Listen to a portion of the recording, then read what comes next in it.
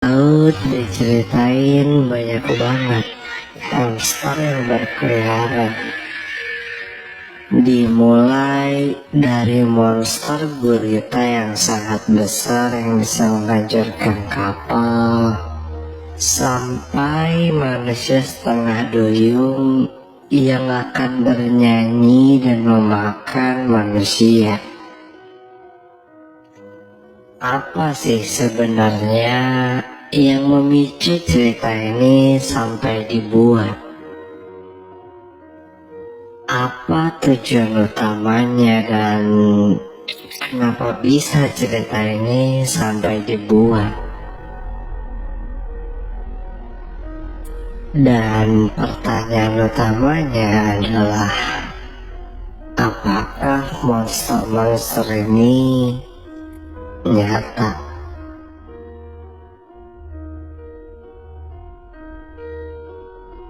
Pada tahun 1851 diriliskan sebuah novel yang bernama Moby Dick. Novel itu menceritakan tentang sebuah paus yang memakan nelayan-nelayan hidup-hidup. Tapi ada yang unik dari tahun itu. Tahun 1851 adalah era di mana laut penuh dengan monster. Kenapa disebut seperti itu? Karena manusia pada saat itu lagi sering-seringnya menceritakan bahwa mereka melihat sebuah monster di lautan. Yang jelas, hal itu akan membuat manusia paranoid.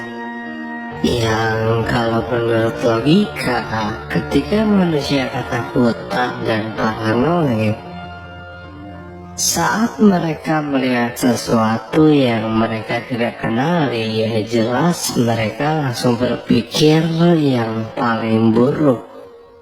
Ditambah lagi pengetahuan biologi yang minim serta pemikiran yang tidak rasional, ya jelas itu semua akan menghasilkan monster.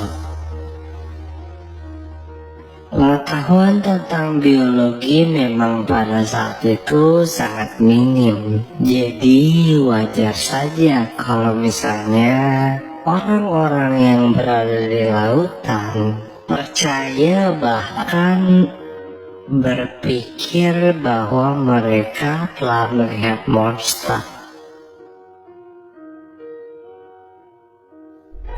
Faktanya, hampir setiap pulau punya sendiri tentang monster-monster yang ada di lautan ini. Contohnya dulu ada yang bilang bahwa di lautan ada monster ular.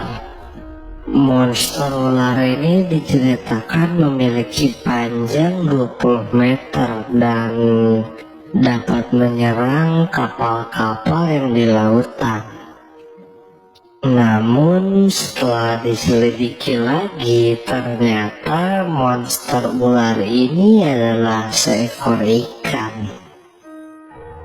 Seekor ikan yang bernama oarfish, yang memiliki panjang 10-11 meter dan badan yang serupa seperti ular.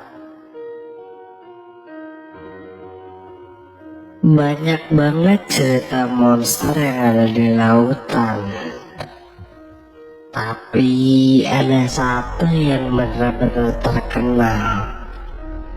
Cerita tentang sebuah monster gurita yang sangat besar yang bisa menghancurkan kapal serta memakan paus dalam sekali lahap. Monster yang diceritain ini dinamai The Kraken, sebuah monster yang berasal dari mitologi Skandinavia. The Kraken ini dipopulerkan oleh Norse mythology atau mitologi orang-orang Norwegia. Monster ini diceritakan memiliki panjang sepanjang 2,5 km dan nggak tanggung-tanggung, mulutnya juga sangat-sangat besar. Diceritakan monster ini dapat menghancurkan kapal dengan sekali ayunan tentakel. Kalau misalnya monster ini nyata, monster ini akan merubah cara kita bertransportasi melalui mempertimbangkan badannya yang sangat-sangat besar. Monster ini akan butuh makanan yang sangat-sangat banyak. Dan kalau yang diceritakan itu benar, monster ini ya jelas bakal sering naik ke atas permukaan untuk makan manusia. Bahwa Kraken itu nyata. Lalu kalau misalnya Kraken itu tidak nyata, lalu orang-orang yang melihat dan membuat cerita tentang Kraken itu melihat apa? Kemungkinan terbesar bahwa orang-orang yang berkata mereka melihat Kraken ini melihat seekor cumi-cumi yang disebut The Giant Squid, sebuah cumi-cumi yang memiliki panjang 12-13 meter. Atau mungkin juga mereka melihat kakak dari The Giant Squid, yaitu The Colossal Squid, sebuah jenis cumi-cumi yang sangat besar, tapi keberadaannya juga masih sebuah tanda tanya. Tapi walaupun keberadaannya masih tanda tanya, itu semua masih lebih masuk akal dibanding monster gurita yang memiliki panjang 2,5 km sampai 4 km.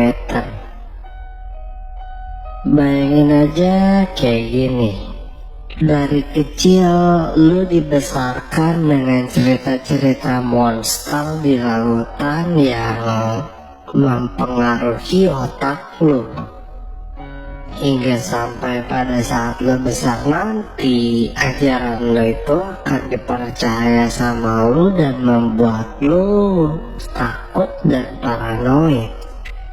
Jadi ya udah jelas kalau misalnya lu melihat sesuatu yang besar di lautan yang bergerak dan lu nggak tahu, lu akan berkata bahwa itu adalah sebuah monster.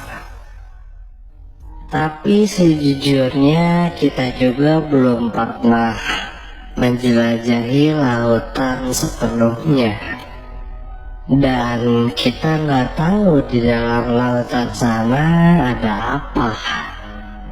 Tapi kalau ngomongin soal logika, inilah penjelasannya. Gimana menurut lo? Coba tulis di kolom komentar.